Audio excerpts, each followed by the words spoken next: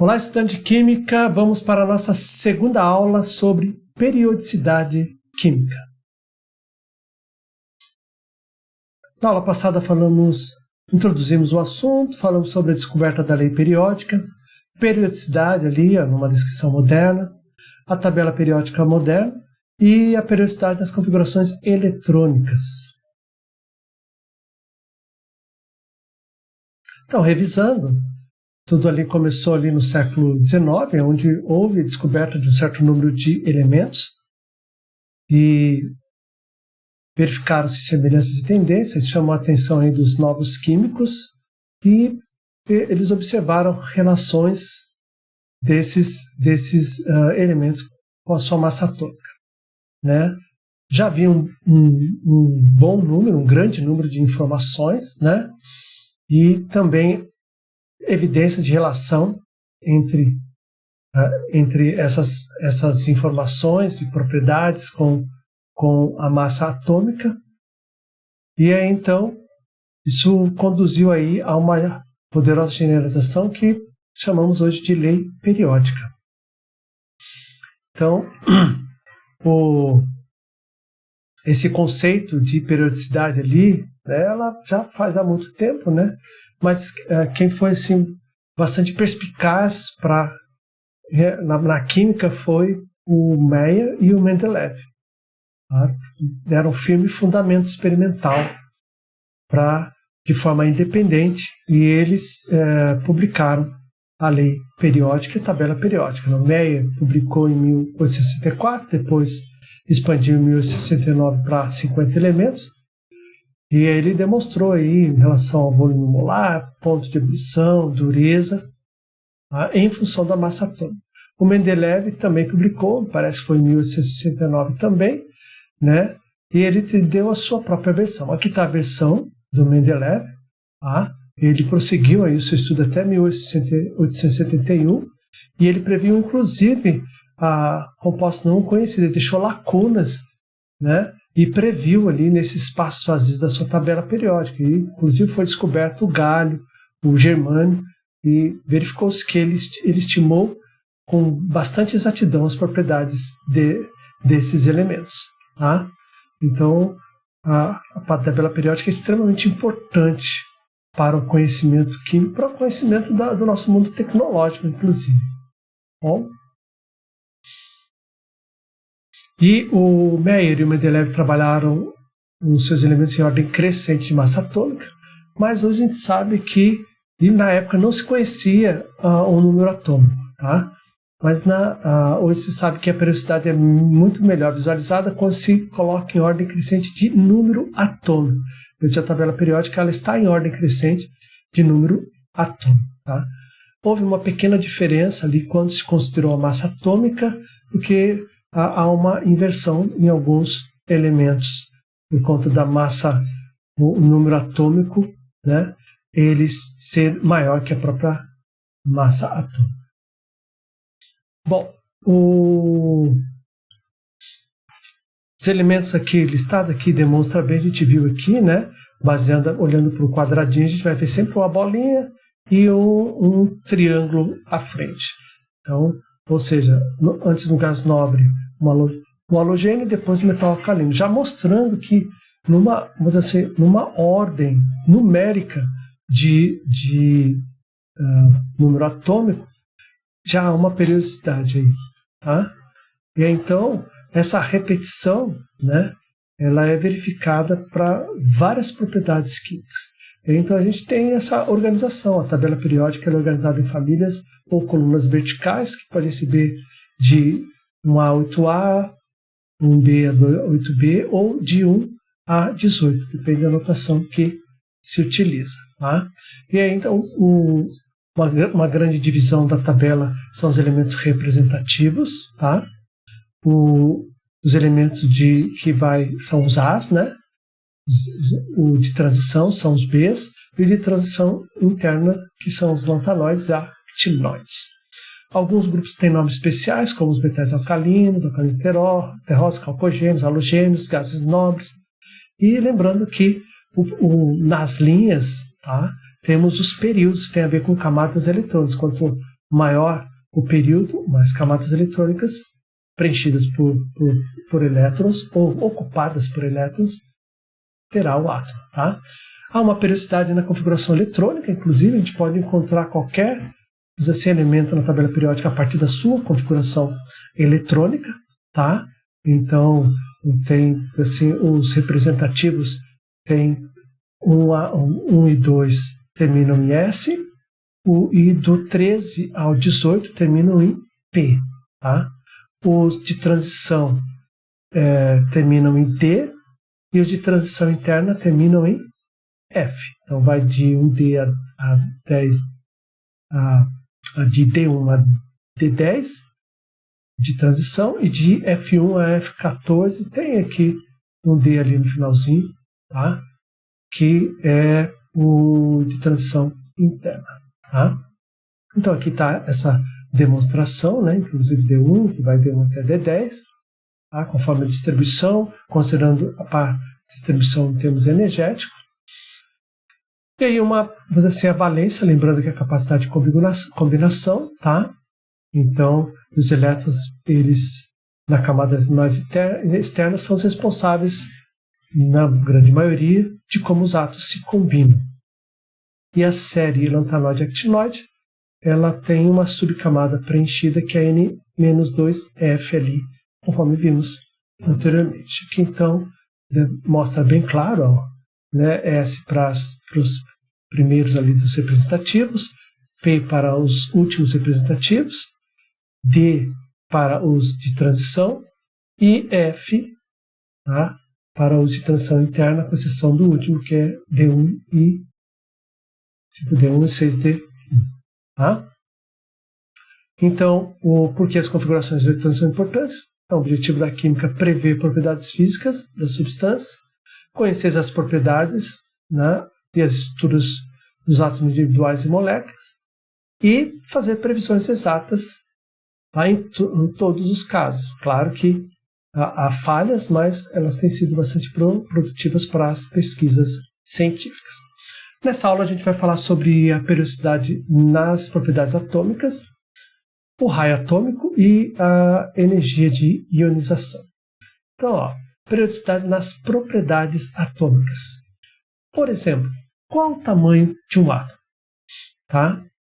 Além de ser minúsculo, fora do nosso campo de visão, qual o tamanho do átomo? Como a gente pode medir? A questão não é fácil de ser respondida, tá? Saiba disso. Então, ó, embora aqui, pensar uma nuvem eletrônica de um átomo, ele pode se estender com um nó no infinito, como nós já vimos, tá? Por exemplo, o subnível S ele tem um nó no infinito, tá? Mas esse conceito não é útil para nós, tá? Então, às vezes aqui, o tamanho de um átomo ele pode ser considerado de forma arbitrária, alguém definir isso, tá? Dentro de uma superfície limite, por exemplo, de 90% da sua carga eletrônica total, tá? Mas é possível fazer medidas experimentais e seguras do átomo. Isso vai ser muito mais interessante, mais proveitoso. Bom? Então, ó, as medidas experimentais do tamanho do átomo elas são dificultadas por uma série de problemas. Também não resolve 100%. Tá? E não é devido à própria técnica experimental, mas sim na interpretação dos resultados. As técnicas são precisas, mas como interpretar? Então, por exemplo, vamos lá, molécula de hidrogênio. Então, a distância de ligação entre dois átomos na molécula de hidrogênio é de 0,074 nanômetros. Tá? Bom, então o que eu posso fazer são, considerando a distância entre os núcleos, né, eu posso calcular o raio e dividir isso aqui, tá? 0,037 nanômetro. Então, esse é o raio calculado, 0,037 nanômetro. Vamos agora para a molécula de diamante, que só tem carbono. Tá? Então, a distância de ligação medida experimental 0,154 nanômetros. Então, eu posso calcular o raio, tá? Basicamente dividir por 2, né? 0,077 nanômetros. Então, ó, só que o obstáculo aparece porque o raio, tá? efetiva do átomo não é constante. Então, a contribuição de cada átomo na distância, na ligação total, depende da natureza da ligação, que pode ser iônica, pode ser covalente, por exemplo, tá? E por sua vez, depende em partes da propriedade do átomo. Então, inclusive pode ser iônica com caráter covalente, covalente com caráter iônico, a coisa é bem mais complexa. Então depende da propriedade dos átomos. Então vamos aqui, por exemplo, pegar uma molécula que tem carbono e hidrogênio. Já vimos qual o raio calculado, né? No caso, a distância de ligação, a ligação calculada para o hidrogênio e para o carbono. Qual seria? Então, a distância de ligação calculada aqui, então seria o quê? A soma de 0,037 mais 0,77 nanômetro, então daria 0,114 nanômetro. Então, a distância de ligação de um carbono e hidrogênio, pelo calculado. Tá? Só aqui, a determinação experimental dá 0,110 nanômetros, não 0,114 nanômetros. Você pode dizer, nossa, olha, quase ali, né? Uma pequena diferença. Não. Na verdade, é uma grande diferença. A precisão da medida é tão grande que podemos chamar isso de uma discrepância de 0,04 nanômetros. Olha que nanômetro é uma medida muito pequena, mas a medida experimental é muito precisa. Então, há uma discrepância de 0,04 nanômetros, só para mostrar a dificuldade de como calcular o raio atômico. Tá?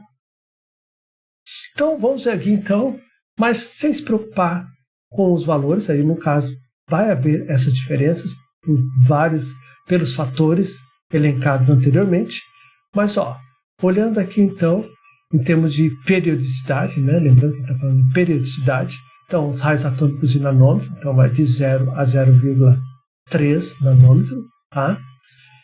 E aí considerando o período, lembra? O período é aquela linha ali da tabela, não é a família, é a linha, tá? Da tabela periódica. É por isso que vai do lítio ao flúor. Então começa lá, no primeiro período a gente tem o que? O hidrogênio e tem o hélio, que inclusive aqui está bem difícil de ver, tá? Mas o hidrogênio está lá embaixo, tá? Então a gente vai para o segundo período, vai do lítio ao flúor, depois do sódio ao cloro e assim por diante. Então, mas o que a gente pode perceber, no período, tá? Conforme vai aumentando o número atômico, que é o que a gente está vendo aqui, o número atômico, vai diminuindo o raio atômico. Então, aumenta o número atômico, diminui o raio atômico. Mesma coisa aqui, tá? Agora, no quarto período, começa com potássio, tá? A gente percebe até um dado momento uma diminuição drástica até. Agora, quando chega nos elementos de transição, ocorre que há uma diminuição, mas em um dado momento começa a haver uma certa, diz assim, um valor quase que constante. Tá? E aí, de novo, volta a ter um decréscimo conforme o número atômico. Aqui, no quinto período, também uma diminuição drástica inicialmente. Depois aqui uma curva aqui, né, mas basicamente aumenta o número atômico, mas não muda muito o raio, tá? E aí chega a haver até um aumento do número atômico, tá? O aumento do número atômico, o aumento do raio, depois a diminuição de novo. E no sexto período também, uma diminuição bastante drástica, praticamente agora nos lantanoides o valor fica constante, varia um pouquinho, aumenta inclusive, que vai contra o que a gente está, né, aumenta o número atômico, diminui o raio. Aqui um pequeno decréscimo, mas quase constante, volta aos elementos de transição, que tem aquela curva aqui, né? Tá? Aquela curva. E aí depois, seguindo, final, uma certa constante. Tá? Bom, como é que é isso? Porque aqui acontece que praticamente ficou constante, apesar do aumento do número atômico. Tá? Então eles chamam isso de blindagem dos elétrons da subcamada N-1d.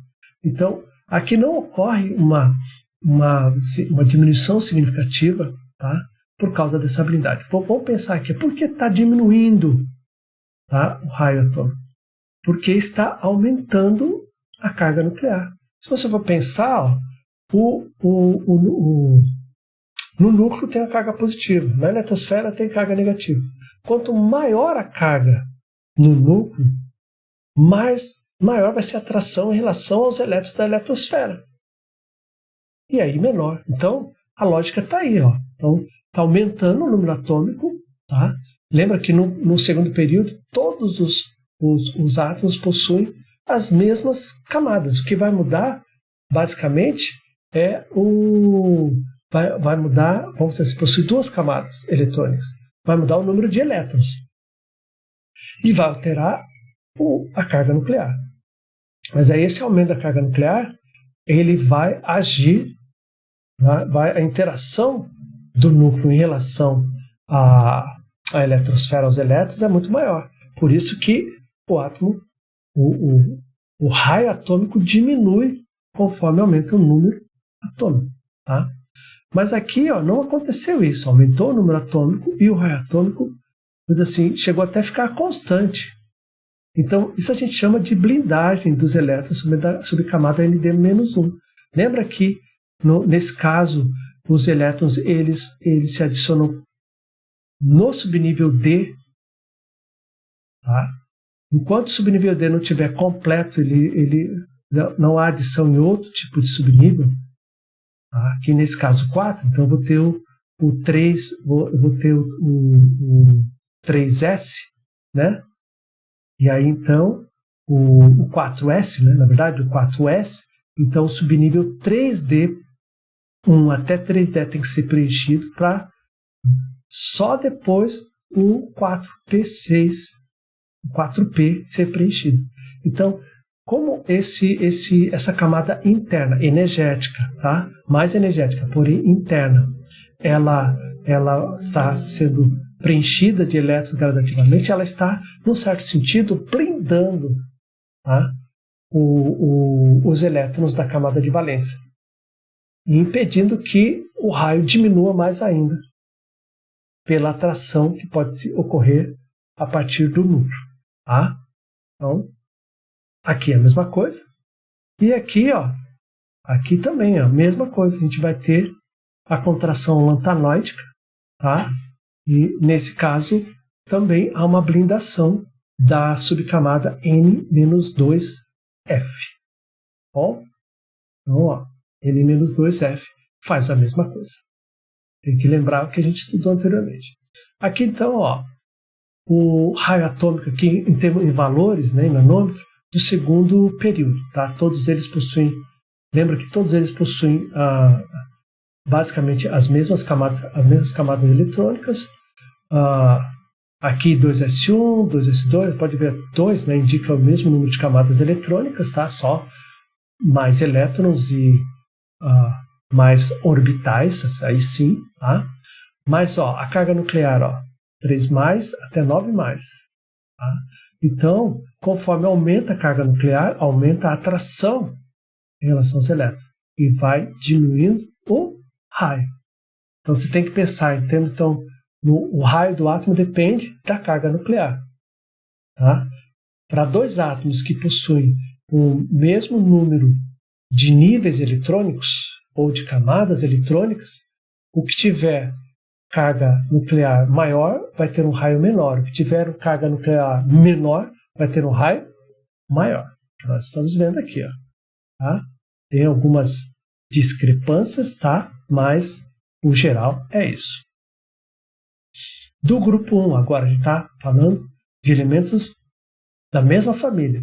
Aqui, cada um tem números de camadas diferentes. Tá? Então aqui, o hélio, aqui tem 2 camadas, 3 camadas, 4 camadas, 5 camadas, 6 camadas. Ou seja, então, o número de camadas está aumentando. Então, você imagina, quanto mais camadas, maior vai ser esse átomo, maior vai ser o seu raio, independente da carga nuclear aumentar. E o que a gente vê é basicamente isso. A carga nuclear está aumentando. Mas a carga nuclear aumentando não vai diminuir o raio? Vai. Mas se eu estou comparando átomos com, assim, número de camadas diferentes, Aí então eu tenho outro fator, mais camadas eletrônicas, maior será esse átomo, maior será o seu raio. É o que mostra aqui, ó. Então, quanto mais camadas eletrônicas, maior será o raio desse átomo. Bom, independente se a sua carga nuclear é maior. E os elementos ali do grupo 4, que é os elementos de transição, o que a gente pode observar ali, tá, é justamente isso, ó. Você olhar aqui, ó, a distribuição eletrônica, tá? Então a gente tem aqui, todos eles pertencem ao grupo 4 e vai aumentando. Então aqui esse é 3D2, tá? 4D2, 5D2, tá? Aquela ideia que eu comentei com vocês, em que enquanto o 3D, mas assim, 3D não for preenchido com os seus, o subnível D, 3D não for preenchido com seus 10 elétrons, não vai haver mais acréscimo de elétrons no subnível, né, maior, vamos falar assim, né? Então, nesse caso aqui, está ocorrendo aqui, como é do mesmo grupo, a mesma família, está aumentando o número de camadas, tá? Então, com o aumento de número de camadas, espera-se que o aumento do raio. E veja que, nesse caso aqui, o aumento da carga nuclear foi tão grande que mesmo o número de camadas não foi suficiente para que o raio fosse assim, muito maior. Tá? Então aqui, mas a gente fala assim, por isso que é algo bastante particular, vai depender da estrutura eletrônica de cada átomo, do tipo de ligação que vai fazer quando se fala de raio, tá? Ou distância de ligação, né? Mas o raio atômico, na sua condição, medido nessas condições, a gente vai ter essas características. Bom, aqui então, temos aqui os raios atômicos medidos em picômetros e não em nanômetros, tá? Aí você vai ter um valor um pouquinho maior, né? Então, por conta da unidade, mas o que eu quero que vocês percebam, aqui deixa bem claro, ó. Então, no período, que é o que a gente viu, conforme mesmo o número de camadas aumenta a carga nuclear, diminui, tá? Diminui o tamanho do átomo, diminui o seu raio, tá?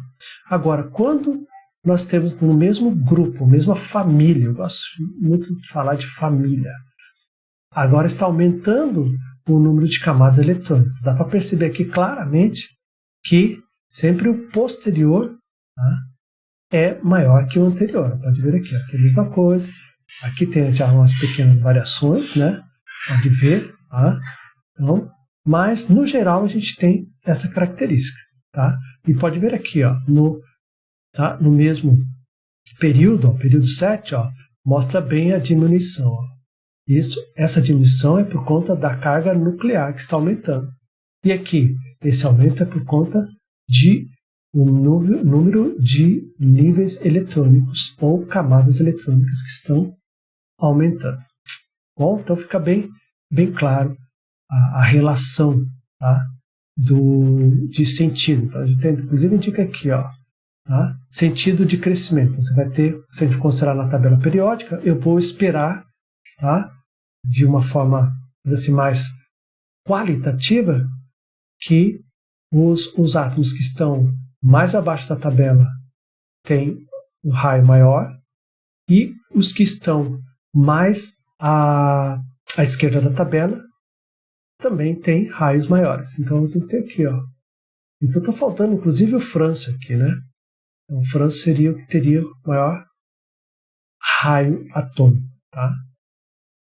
Então, enquanto aqui a gente vai ter aqui, ó, o neônio ou o hidrogênio, o hélio, né? O hidrogênio ele é sui generis, mas ele é o que vai ter o menor raio. Mas considerando aqueles que estão fixados, tá, no grupo, tá? Então a gente vai ter dessa posição com menores raios, lembrando que o hidrogênio é o menor de todos, e os que estão nessa posição com maiores raios. Mais abaixo, mais à esquerda, raio maior. Mais acima, mais à direita, raios menores. Bom, então só para pegando aqui o esquema da tabelinha que eu acessei, tá? Então, o raio atômico ele funciona de baixo para cima, da direita para a esquerda. E aí, então, o Frâncio seria o elemento com átomos de maior raio. Energia de ionização, vamos agora para energia de ionização, segunda propriedade. Então, ó, um átomo isolado, ó, em seu estado fundamental, ele absorve energia. Tá? Então, o elétron ele pode transferir-se de um nível energético quantizado para outro. Então, a gente viu ali com Bohr, né? Então, você dá energia, o elétron sai de um nível de energia e vai para outro. Tá? Então, e depois retorna. Mas nos interessa isso. A energia dada e esse elétron sendo retirado desse átomo. Tá? Então, se tiver energia suficiente, esse elétron ele pode ser completamente removido do átomo. E aí, então, nós vamos ter um íon positivo. Um íon positivo.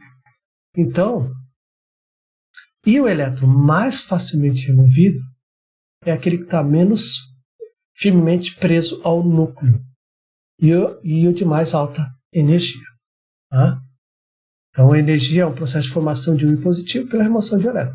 Normalmente, a gente vai esperar qual elétron? Normalmente, o elétron da camada de valência, que é o que está menos preso ao núcleo, que está mais distante. Tá? Geralmente, é esse elétron. Então, ó, a energia de ionização, então, ela é a mínima energia que é necessária para remover um elétron do átomo isolado no seu estado fundamental.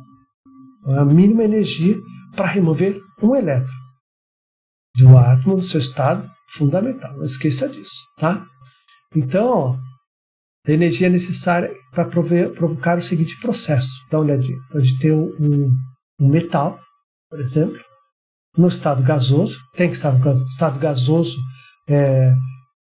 Normalmente, no estado gasoso, as moléculas estão mais afastadas, tá? E aí, esse afastamento, então, eu estou considerando que o átomo está isolado, tá? Então, fornece-se energia, retira-se um elétron, e aí, então, nós temos um íon positivo no estado gasoso. Então, mais de um elétron pode ser removido. Tá? Claro que vai precisar de mais energia que o processo anterior. Mas a energia aqui dada para retirar um elétron, como a gente pode tirar mais que um elétron, a gente tem que, vamos dizer assim, ranquear. Então, a energia para retirar o primeiro elétron é chamada de primeira energia de ionização. Bom? E aí a segunda energia de ionização é a energia necessária para tirar um segundo elétron. Aqui, por exemplo, então, eu já retirei um elétron, agora eu vou tirar o segundo elétron. Então, tem uma segunda energia de ionização, que normalmente é maior que a primeira energia. Bom? Então, esse tipo de energia, eles são expressos em eletrovolts por átomo, quilocalorias por mol ou quilojoules por mol. São as unidades utilizadas. Bom? Aqui, então, ó, falando de energia de ionização, então vai de 0 a 3.000, tá? Em kilojoule por mol, que é a unidade utilizada no SI, ainda considerando o período. Tá? Então, e o que a gente pode ver, agora que hidrogênio e o hélio, então, a energia necessária para retirar o hidrogênio, um elétron de hidrogênio é uma, tá? Muito maior para o hélio. Tá? E aí, conforme a gente vai no período do lítio, bem menos energia. Tá? Tem umas irregularidades aqui, berílio, bó, depois a gente vai falar, o nitrogênio, o oxigênio e o neônio. Tá? E aí, então começa com sódio, termina com argônio, aqui começa com potássio, termina com criptônio. No quinto período com rubídio, termina com xenônio. No sexto período com césio, termina com o radônio. Tá? Então vamos falar um pouquinho sobre isso. As irregularidades do período 2,3 que eu comentei. Então, ó, a primeira energia de ionização do boro, ele é menor que a do berílio. Tá? O mesmo vale para o oxigênio comparado ao nitrogênio. Tá? Então, se quiser dar uma olhadinha de novo, então a gente pode ver aqui. Ó. ó, o boro ele tem um número atômico maior, mas, assim, no geral, o que a gente pode esperar? Quanto maior o número atômico, maior a energia de ionização. Tá? E tem lógica, né? Tem lógica, porque, pensa, maior número atômico, aquele, considerando o mesmo período, tá? Aquele elétron está preso. Então eu preciso fornecer energia para retirar esse elétron aqui. Ó. Se eu tiver uma carga nuclear com mais prótons, maior, esse elétron vai estar muito mais preso. Eu preciso de muito mais energia. Então tem lógica.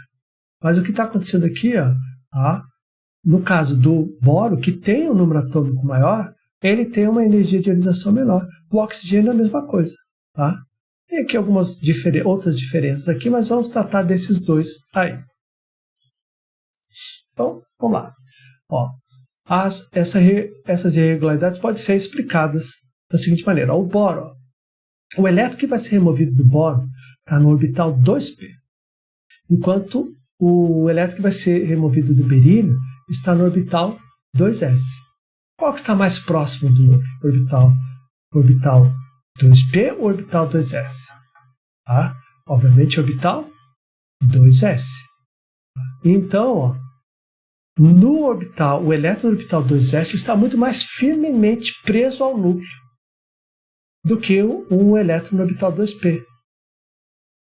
E aí o que conduz a uma baixa energia de ionização do boro em relação ao berílio. Porque é mais fácil tirar o elétron do orbital 2p do boro do que retirar o elétron do orbital 2s do berílio. Tá? Vamos ver de novo aqui. Ó. Aqui então, ó,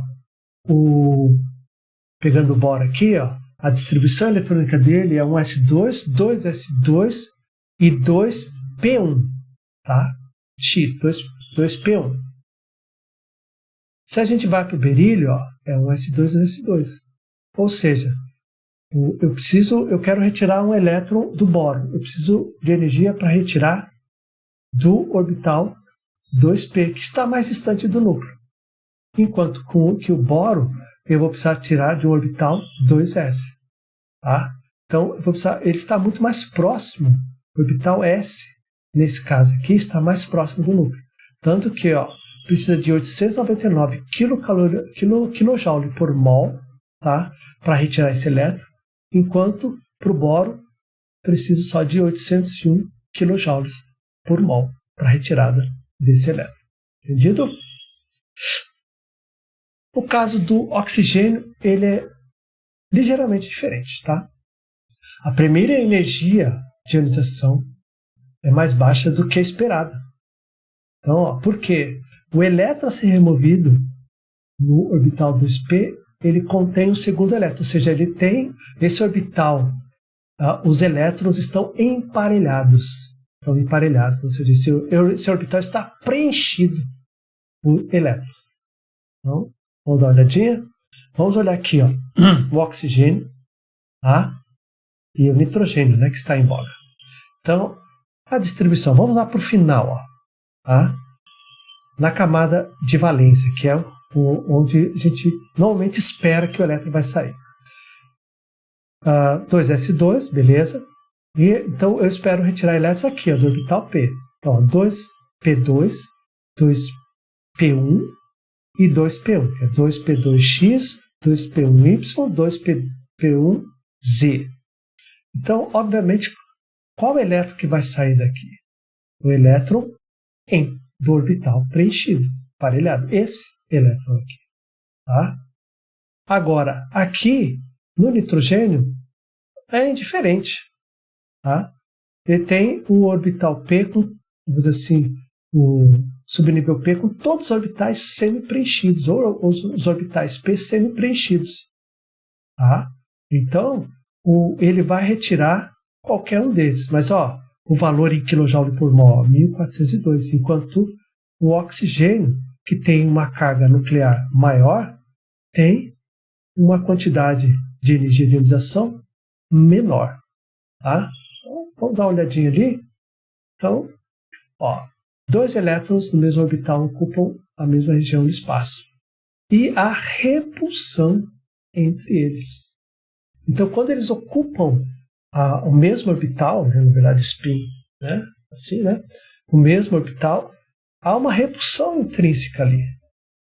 Então, a retirada do elétron de um orbital preenchido é mais fácil, tá, que a retirada de um elétron de um orbital sendo preenchido.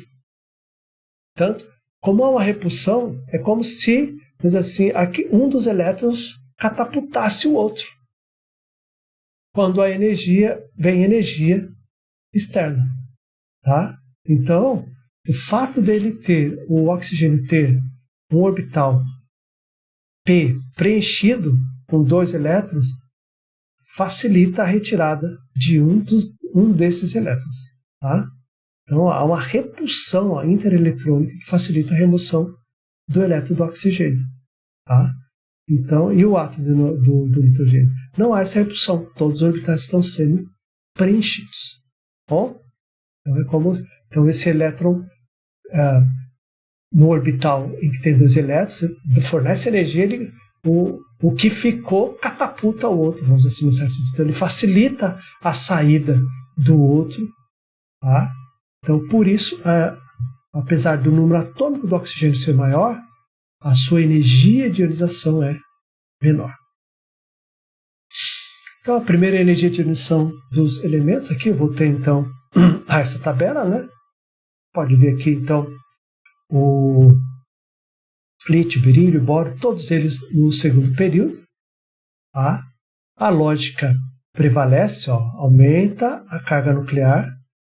Então, maior carga nuclear, maior atração em relação aos elétrons da camada de valência, precisa de mais energia para retirar esses elétrons. Está mostrando aqui, inclusive o neônio, a energia dele é altíssima, tá?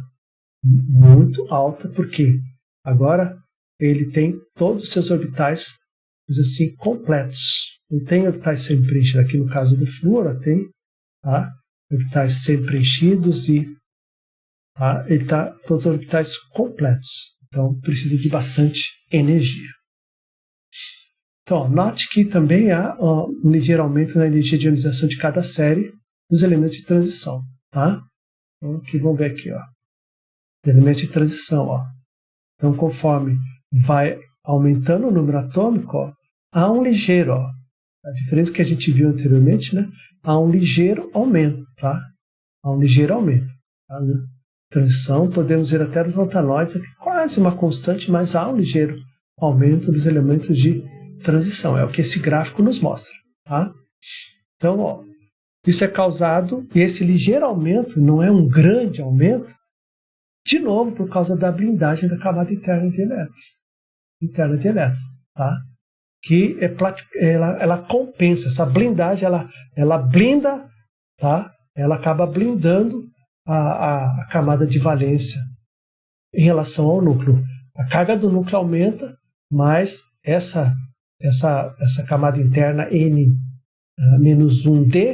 ela blinda a camada de valência até para retirada de elétrons. Que o aumento ele é ligeiro, mas ele não condiz com o aumento da carga nuclear. Deveria ser muito maior.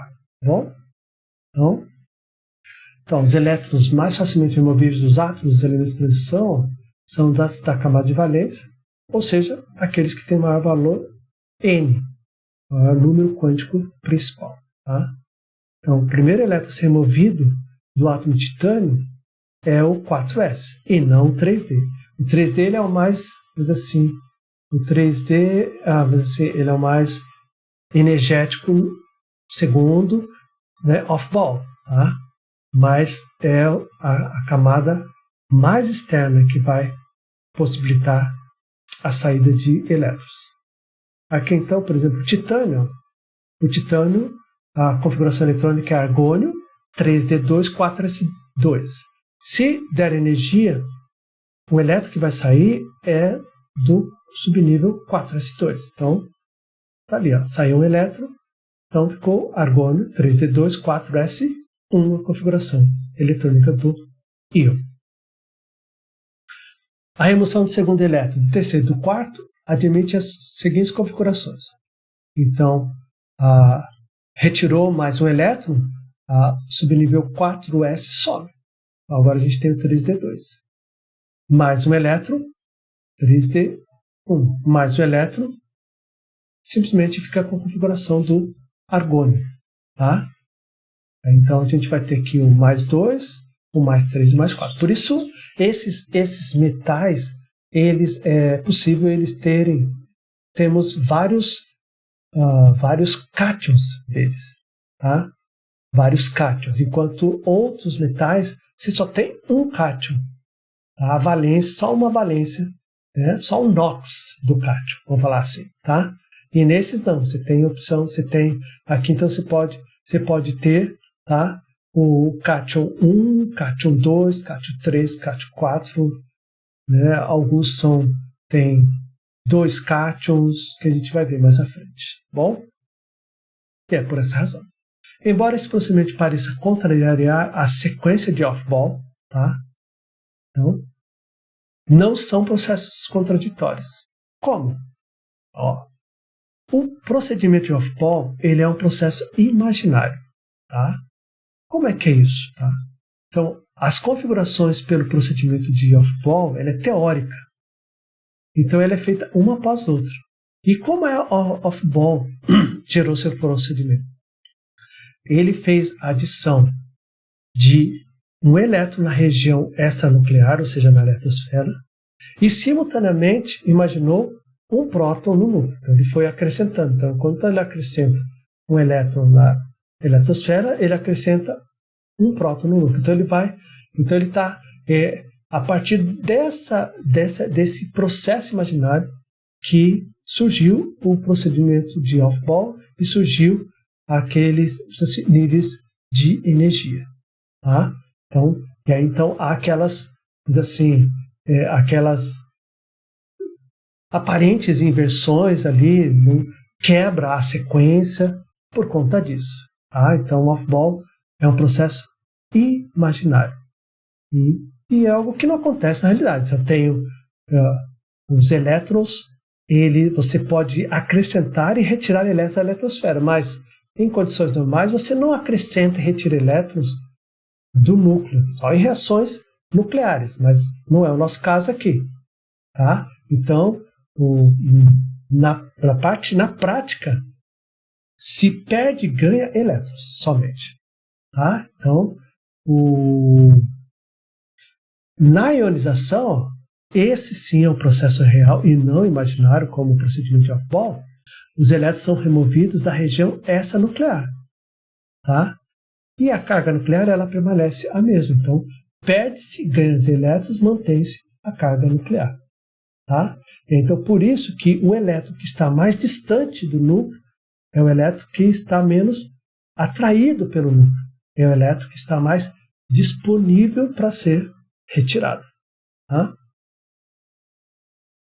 Então, observe as altas energias de ionização dos gases nobres. Vamos lá, vamos dar uma olhadinha. O que a gente pode ver aqui?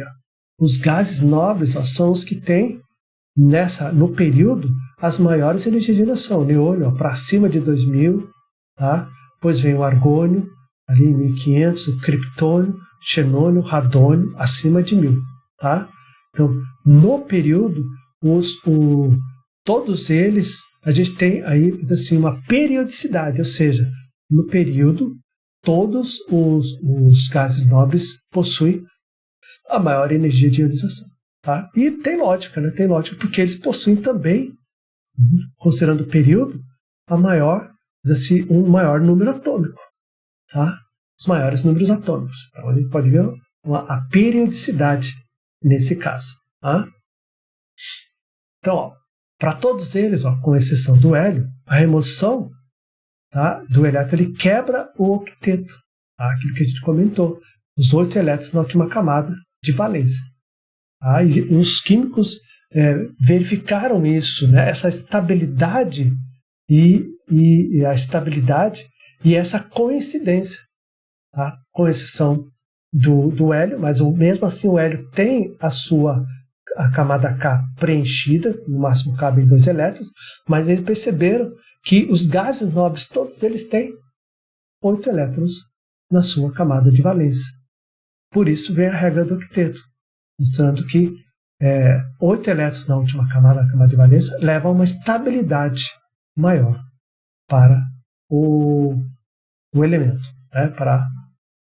Então, a alta energia de ionização é uma das razões da sua pequena tendência de sofrer reação. Por isso são chamados gases nobres. Né?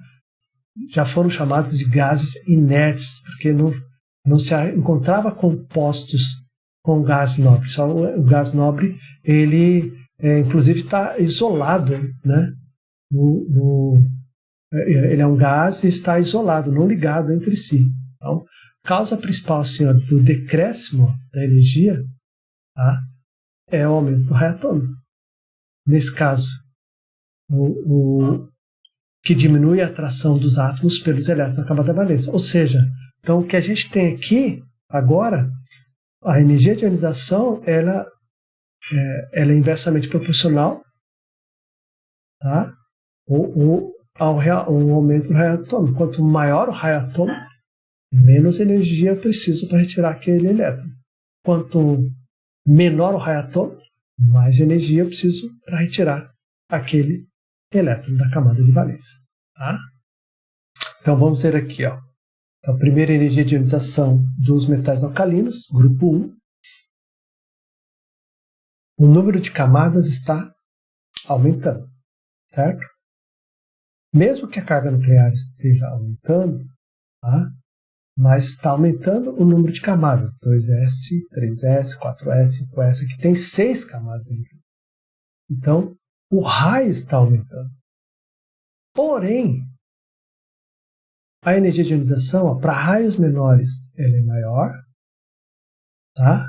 Para raios atômicos maiores, ela é menor, ou seja, é mais fácil retirar um elétron do césio, do elétron da camada de valência do césio, do que da camada de valência do lítio. São grandezas inversamente proporcionais, né?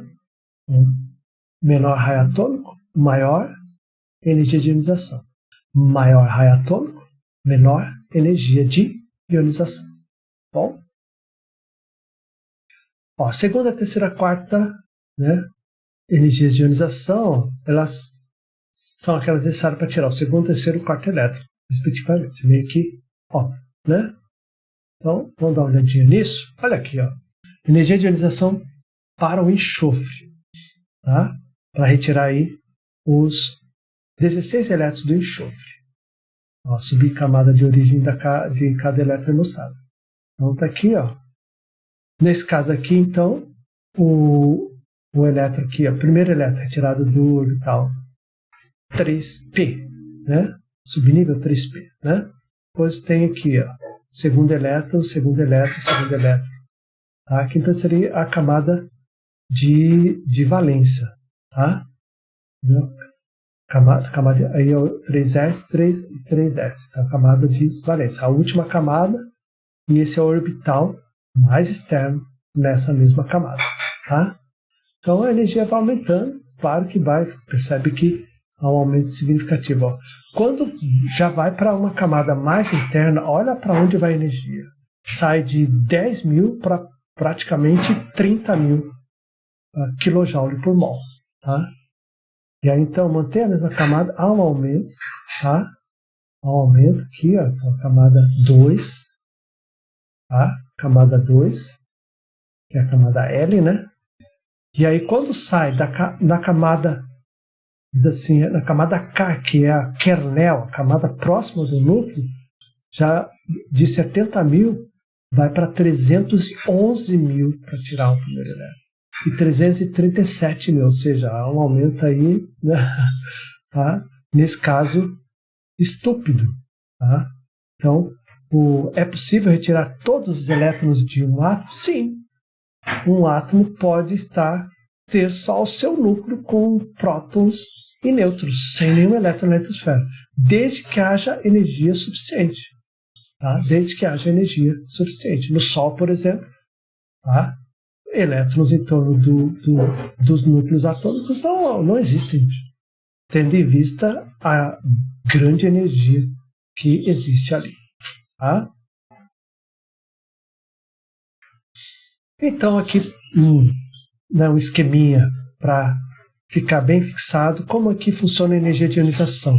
Veja que é o inverso, né? A gente tinha aqui o raio atômico, estaria aqui, ó, o maior raio atômico. No caso da energia de ionização, não. A energia de ionização, tá, é da esquerda para a direita e de baixo para cima. Então a gente vai ter aqui maior energia de ionização, o hélio. Tá? O hélio é que vai nos dar a maior energia de ionização. Então, olhando na tabela, é interessante saber isso para poder comparar de forma qualitativa se a energia de ionização de um composto é maior ou menor em relação a outro. Bom, alguns exercícios aí para vocês, propriedades atômicas. Ó. Qual o significado do tamanho de um átomo? Quais são os problemas associados com as determinações do tamanho do atômico? Então, vocês têm ali toda a parte teórica, interessante fazer. Onde se encontram na tabela periódica os elementos com primeiras energias de ionizações mais altas? E explique por quê. Tá? Para cada um dos seguintes pares atômicos, está aqui, ó, enxofre, fósforo, indique qual a primeira de energia de ionização mais alta e explique brevemente por quê. Então, qual dos dois tem a primeira energia de ionização maior e por quê? Tá? E por quê? Então, pode ser por causa de ter uma carga nuclear, né, uma carga nuclear maior, pode ser que seja um tamanho menor. Então, tem dois caminhos aí para tentar explicar. Por que a segunda energia de ionização de qualquer átomo é maior do que a primeira? Tá? Então, fica aí para vocês responderem. Kitoskun Kalinicesta, obrigado pela atenção em finlandês. E Solid Glória.